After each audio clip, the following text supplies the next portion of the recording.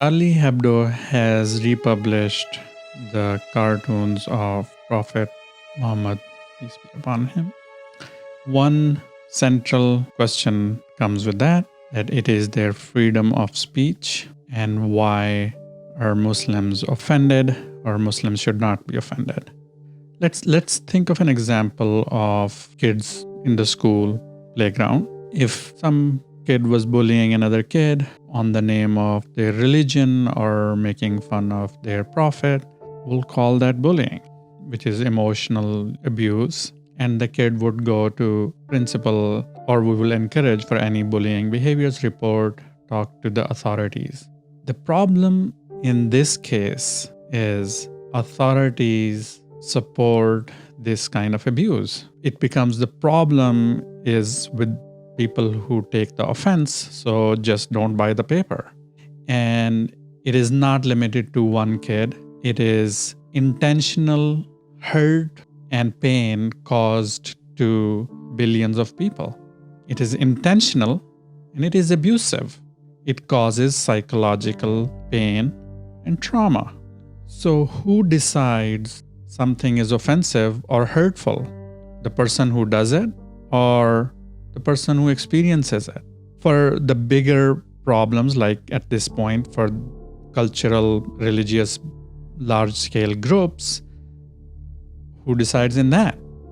And I think that's where the differentiation right now is a power play. It is a veiled way of saying, I'm dominant, I am in power. And to the ethnic minorities, in this case Muslims, I don't care how you feel. If you have a problem with that, just leave. Another veiled way of saying, go back to your country. It's all racist insults and stereotypes. In this case, the bigger problem is when institutions, politicians, media is supporting this kind of abuse for freedom on the name of freedom of speech.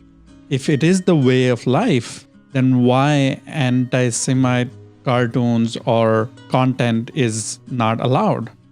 It is good it is not allowed. Why Holocaust denial is not allowed to be in the media or in any form of joke? Because that is hurtful and insensitive. After decades and centuries of abuse, now many white people are learning that using N-word is not okay. So that is, you're censoring that. You're learning that other peoples have sensitivities and you have to respond to that. Why painting face black is not acceptable. So same way for Muslims, insulting their prophet is not acceptable.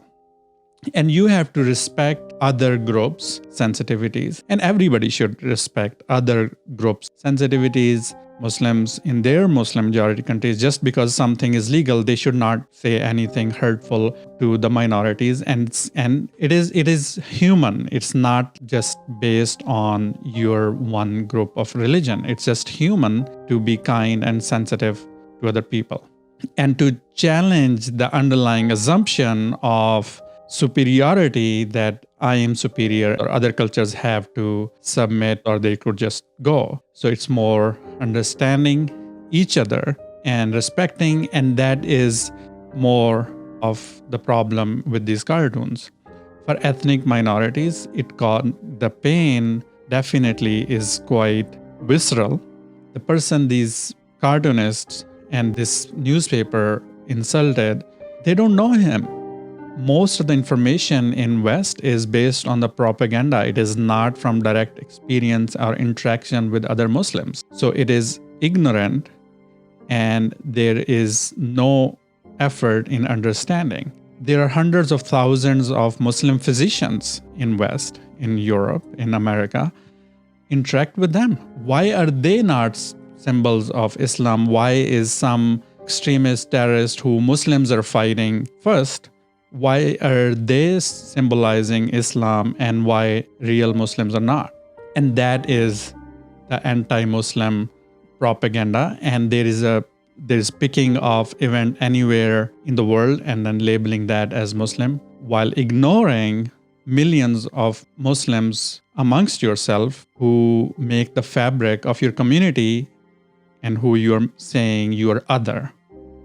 Also, for freedom of speech, where is Muslim narrative on that? Why it is only the freedom of speech to just offend, and in counterpoint, there is no narrative or discussion back from Muslims? And also cartoons, these are painful stereotypes that many people out on the streets, they bully, but now they are being used at a national level. And that is not acceptable. Of course, Muslims support that violence is not acceptable either. In this discourse or discussion of free speech, there is need to have a free speech from Muslims as well. The very people who are offended, who are hurt in this case. And I would invite those who are not aware of Islam or Muslims to learn more firsthand, not just through the propaganda, not through other people's biases, but meet with Muslims in your community. Go for interfaith meetings. Get to know people, and then you will be more informed. What is our purpose anyway on this planet? It's not to fight with each other. These actions, these hurts, these traumas, they do not make this world a better place. So let's connect with each other. Let's empathize and understand and mutually respect each other. And that way we make this planet a better place. Thank you so much for listening. I also would invite you to subscribe and share this message with others. Thank you so much.